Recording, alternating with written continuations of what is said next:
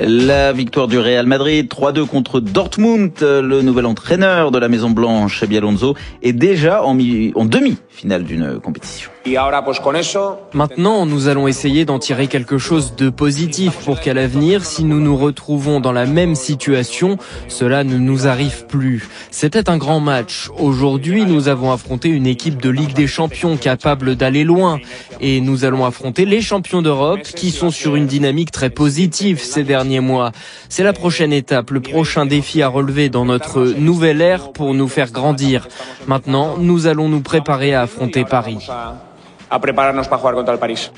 Le retour gagnant de Kylian Mbappé a signalé quand même blessé en début de mondial des clubs, un but acrobatique, le 44e de sa première saison madrilène. Alors il égale le record de Karim Benzema 2021-2022, record du Français le plus prolifique sur une saison dans un club du top 4 européen. Alors il y avait pas autant de matchs, je pense quand même. Alors il en aurait disputé 12 de moins si mes souvenirs sont bons. Benzema à l'époque. Autre record, le fait de marquer dans les 7 compétitions que dispute le Real sur une saison. Là, pareil, je pense que c'est la première fois que le Real en dispute 7.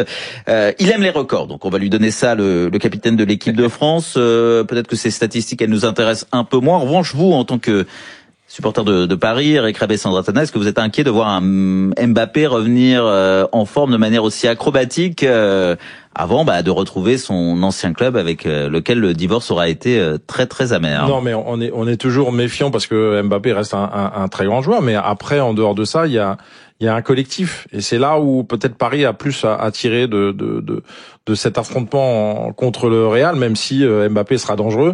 Il y a un vrai collectif parisien. Alors tu as perdu Pacho, c'est quand même une grosse perte dans le fonctionnement collectif de ce Paris Saint-Germain, mais bon voilà, il y a quand même des, on parlait tout à l'heure d'automatismes et de choses qui sont mises en place depuis très longtemps.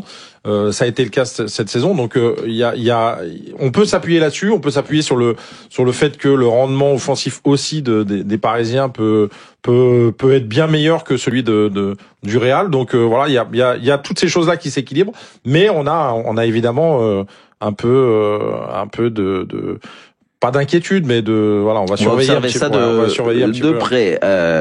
S'il est titulaire, Kylian Mbappé, parce qu'il est de retour de blessure, il n'a pas débuté le moindre match sous Xabi Alonso dans ce mondial des clubs.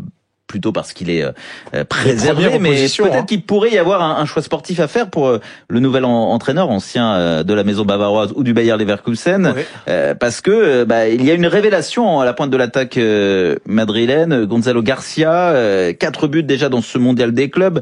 Alors évidemment son pédigré, lui qui est un jeune issu du Castilla, le centre de formation du Real, n'a rien à voir avec celui de Kylian Mbappé, mais il semble se rendre indispensable à vitesse grand V, David Lortolari. Alors maintenant on fait quoi? On met l'un à la place de l'autre, on garde Mbappé en super remplaçant, on aligne les deux ensemble. Je pense que Xabi Alonso est conforté par le chemin que le Real emprunte depuis son arrivée, et notamment le premier match où le Real, je l'ai dit plusieurs fois déjà, s'était fait balader, s'était fait bouger par Al Hilal sur le premier match. Il méritait même pas le point du match nul, me semble-t-il, et depuis ça progresse, étape par étape, sans Mbappé effectivement au coup d'envoi, et Gonzalo Garcia. On voit là, pour moi c'est le joueur du tournoi pour l'instant. C'est-à-dire qu'il est brillant, il est complet, il joue juste. Et là il marque un super but sur le dernier match. Alors on peut critiquer comme Eric l'a fait à demi-mot à l'instant le rendement offensif du Real Madrid, notamment en pensant à Vinicius qui est peut-être pas le Vinicius qui a été à un moment donné irrésistible. Mais il y a plusieurs solutions pour répondre à la question Hugo. Xabi Alonso, on va lui faire confiance pour tactiquement, ça, c'est sûr. Stratégiquement, c'est lui qui va mettre. Pour l'instant, il met Bellingham devant un milieu à 3, Bellingham et puis Vinicius, Gonzalo Garcia devant. Et quid de Rodrigo aussi. Et Rodrigo qui part de loin, certainement. qui part de loin. Moi, ce que je ressens là, c'est que quand Xabi Alonso fait entrer en cours de match pour 20-25 minutes, éventuellement une demi-heure, Kylian Mbappé, c'est bon. puisqu'il arrive frais, il arrive avec de la niaque, il a envie de montrer sur quelques minutes, comme il l'a fait sur le beau but là qui marque sur le dernier match, qu'il est encore la star ou l'une des stars. Donc ce qu'il a mis en place Xabi Alonso pour l'instant sur les coups d'envoi, le 11 de départ et sur les remplacements derrière, c'est en forte progression. Je le vois mal enlever Gonzalo Garcia pour ce match-là. Hein. Je pense que ça va être la même chose, la même base au départ. Ça va dépendre, je pense, du choix tactique parce qu'il a joué en 3-5-2 contre le Borussia.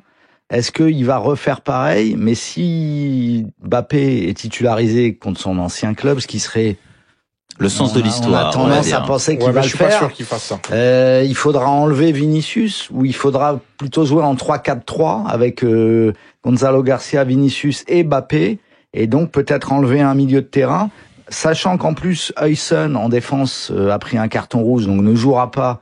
Ça va sans doute obliger Xabi Alonso à mettre Asensio titulaire. Oui. Donc il y a tout un tas d'inconnus à cette équation. Je pense quand même que je le vois pas ne pas aligner d'entrée Mbappé contre le PSG, hein, mais après bon. Ah vous misez sur moi, je pense qu'il le mettra pas Mbappé super sub.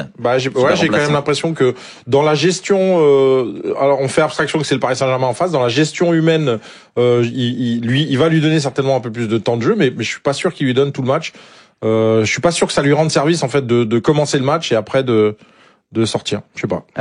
David Lortolari, je poursuis ma comparaison avec la musique. Là, c'est un orchestre qui récite sa partition où tout le monde se connaît, où on peut improviser, même dans les situations un peu compliquées. Tout le monde sait exactement ce qu'il a à faire et on s'écoute et on se complète. On sait Hugo que dans le sport de haut niveau, individuel et collectif, j'ai l'impression que ça marche quand même pas mal pareil. C'est souvent les questions qu'on se pose qui font qu'on gamberge, qu'on déjoue, qu'on doute que tu peux avoir. Voilà. Et là, on n'a pas ça. Il y avait aussi quelques éléments de contexte plutôt favorables. Le Paris Saint-Germain qui avait joué le match précédent dans un stade fermé, climatisé, c'était un petit avantage peut-être périphérique. Et puis. Voilà, il y a des joueurs supérieurs aussi sur leur qualité, sur le moment de la saison, Désiré Doué, Dembélé, Hakimi effectivement, qui a quand même depuis l'époque où il était à Dortmund, qui a continué à progresser, qui est plus complet, qui est plus et puis alors le fait de mener 1-0 aussi, pour prolonger ce que dit Eric, le fait de mener 1-0, seulement 1-0. Il n'y a pas le relâchement que le Real a eu, lui, contre Dortmund. Je sais qu'on en dira peut-être un mot après.